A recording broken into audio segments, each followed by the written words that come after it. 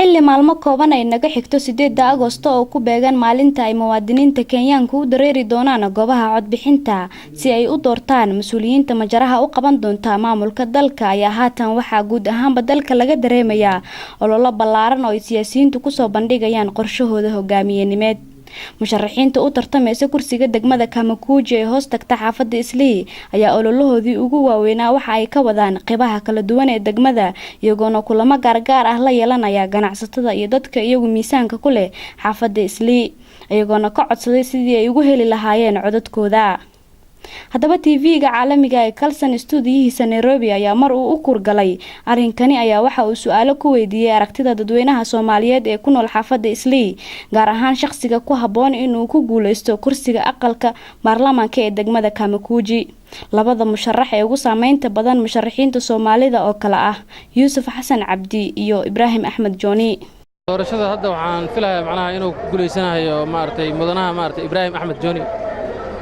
sababtaan isleeyahana waxa waa nin hadda cusub oo muddo badan dawladda ku soo dhex jiray saad ogtahay waa lawyer marka dadka hadda badana adduunka hadda la joogo waxa doonayaan isbedel doonayaan dadku isbedel doon marka waxaan filayaa ninka waa nin dhalinyaro oo lawyer wax badan dawladdu ku dhex jiray inuu wax badan u qabanayo kursiga asiga uu ku guuleysanayo 2012 Ibrahim Axmed Jooni ayaan filayaa waxaan dhihi lahaa Kamakuji in loo doorto Yuusuf Xasan because Yuusuf Xasan Kamakuji wax badan oo qabtay Soomaalida aad u caawiyay iyo inta kale oo dadka kala ahba qaastan waxaan isleeyahay Kamakuji inuu si weyn wax u qabto wadooyinka sida caafimaadka ganacsiga waxaan rajaynayaa inuu caawiyo oo haddana caawi doono waxaan u rajaynayaa Soomaalida joogta Islii inay ugu codeeyaan ama codkooda ay siiyaan Yuusuf Xasan marka waxaan dhihi lahaa dadweynaha Soomaaliyeed iyo muslimiinta waxa ka codsanaya inay ugu codeeyaan Yuusuf Xasan kaas oo qof ra'yi fiican waa qof dadku ay doorteen waxaan rajaynayaa mar labaad inuu soo baxo iyo dadka la socdaba farda la isku haylo faashiruntii labada nin oo Soomaaliya marka labadooda soo baxna waa taageersanaa labadaba waan soo dhaweynayaa labada mid ku guuleysto magacaygu waa Maxamed Aadan Ganey oo runtii jooga xaafadda Islii qaasatan ee Soomaalidu u badan tahay runtii waxa fikradda oo doorashooyinka ay u hadlayaan TV-ga aad ayay u mahadsanyihiin dhammaantood shaqaalaha iyo howlwadeennada runtii haddii aragtidii aan fiisho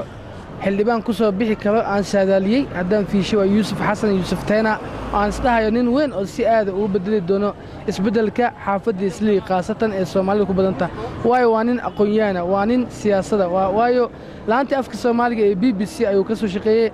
meelo badan ayuu ka soo shaqeeyay runtii waa nin aqoon-yahan waxaan leeyahay dhammaan shacabka Soomaaliyeed ee Kenya ku nool qaasatan Soomaalida waxaan leeyahay Yuusuf Teena waa nin khibrad leh waa nin runtii siyaasadda in badan ku soo dhex jiray waa nin runtii da'ah waxaan leeyahay dhammaantiinba doorta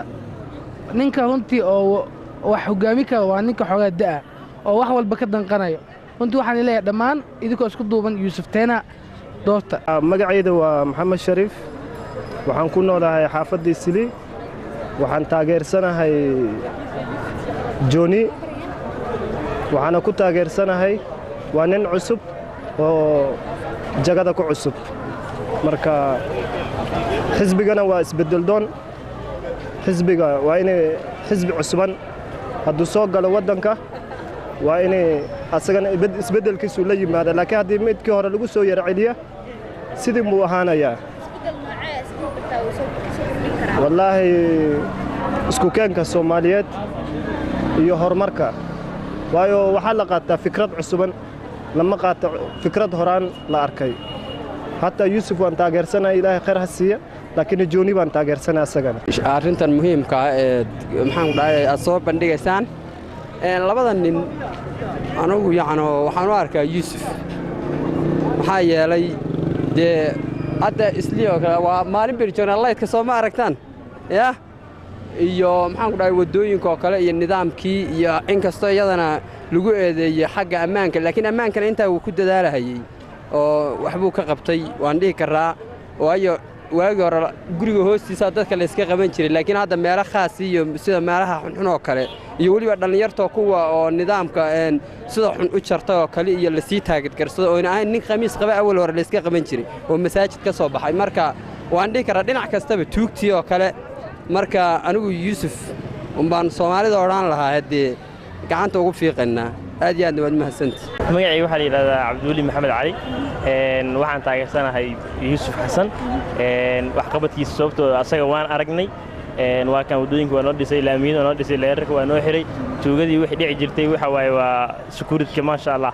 marka waxaan taageersanahay yuusuf insha allah yuusuf waan qaado doona insha allah isbeddel cusub waa soo kordhinaa soo kordhina waan aaminsannahay sababtoo waxqabadkiisa aragnay marka nin cusub hadda waxba noo soo kordhimaayo inuu imaado hadee nin cusub ninkii aan naqaanay oo wax noo qabtay aan cod ka siinayna insha allah xildhibaan yuusuf oo isagu 7 sano ee ugu dambeysay aqalka baarlamaanka dalkani Kenya u matalayay kursiga degmada Kamakuji ayaa waxa uu loolan adag kala kulmi doonaa musharaxiinta iyagu isu soo taagay xilka uu ugu horeeyo Ibraahim Axmed Jooni haddaba la arki doonaa mas'uulka ku guuleysta kursiga xildhibaannimo ee Kamakuji ee xaafadda Islii Iqra Cabdi Axmed wararka bariga Afrika Kalson TV Nairobi Kenya